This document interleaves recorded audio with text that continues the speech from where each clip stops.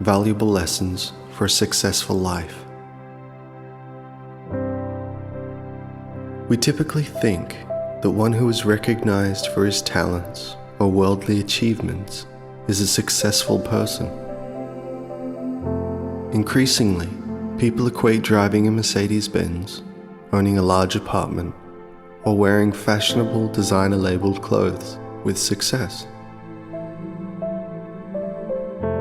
But from the point of view of yoga self-realization, it is a mistake to think that material wealth is real success. A newspaper article recently described a person who was portrayed to the reader as very successful. Hua lives on the 8th floor of an expensive apartment block in Beijing. Her apartment is decorated in the most expensive furniture. A library packed with new unread books, electronic gadgetry, pools of giant goldfish, vast gold mirrors, imperial-sized beds and sofas deep enough to drown in. The dining room table is permanently laid for 8. The massive sunken bath and jacuzzi look in danger of falling through into the floor below. A whole room is devoted to shoes, racked from floor to ceiling. Hua drives a Maserati and wears Christian Dior and Louis Vuitton. Everything about her life screams success. The writer concluded, everything about her life screams success. But the only evidence provided to support that conclusion was how many pairs of shoes the woman owned, how ornate her apartment, how huge her beds and bathtubs were. Nowhere in the article did the writer even mention Hua's inequalities, or indeed whether or not she was even truly happy. From the yoga point of view, the things of this world are transitory. And furthermore, because we, the Atma, are spiritual in essence, material things cannot bring us the deep spiritual happiness we need.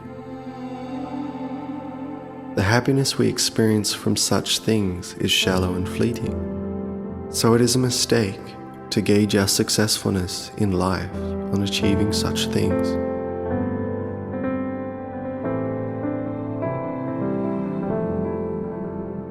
What is real success? From the point of view of yoga scripture and self-realized soul, one is considered a true success in life when he has realized his true spiritual essence and is immersed in the ocean of spiritual love. Such a successful person lives a life guided by wisdom and motivated by spiritual love.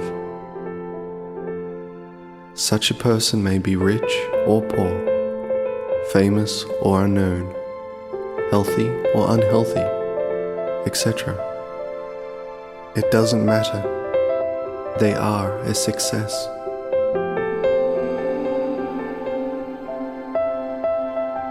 There is a nice story in the yoga scriptures that demonstrates the real meaning of success.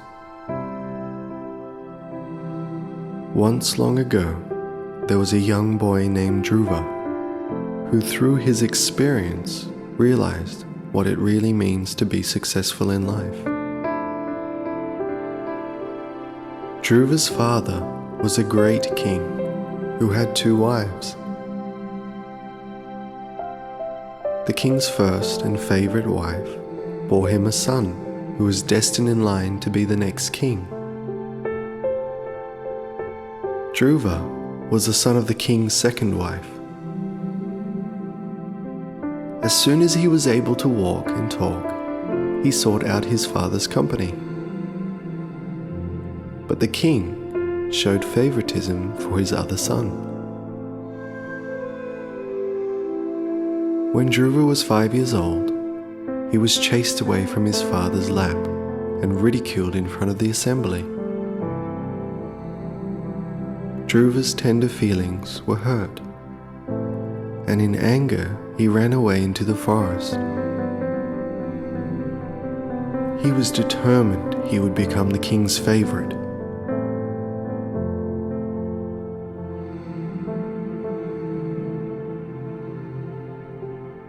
Despite his youth, he lived in the forest alone and performed rigorous austerities to gain powers to defeat his stepbrother. One day, a sage came to the forest and instructed Dhruva in yoga meditation.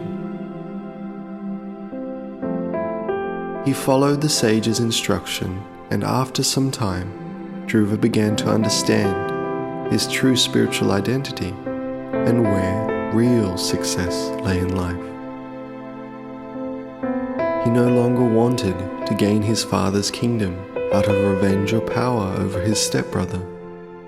Dhruva had instead discovered a peacefulness of heart and spiritual love that satisfied him.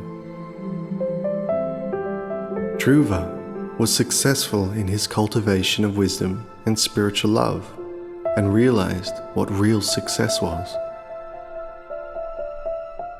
His desire for revenge, or for his father's kingdom, or to have power over his stepbrother, all of these desires disappeared. Dhruva's heart became fully satisfied, peaceful, and full of spiritual love. He then returned to his father's palace, not to demand the throne, but instead to speak of yoga wisdom and spiritual love that he had realized. The king recognized the beauty and truth of Dhruva's words and listened eagerly. Later, when his father retired from his duties, Dhruva was installed as king and ruled wisely and with care for the people. Dhruva attained success in his life not because he was a king, but because he had attained wisdom and spiritual love. What's wonderful is that this opportunity to cultivate wisdom and spiritual love is equally available to all of us. Whether we are materially rich or poor, famous or nameless, materially learned or illiterate, a street sweeper or an executive, a healthy athlete or in a wheelchair, each and every one of us can cultivate wisdom and spiritual love.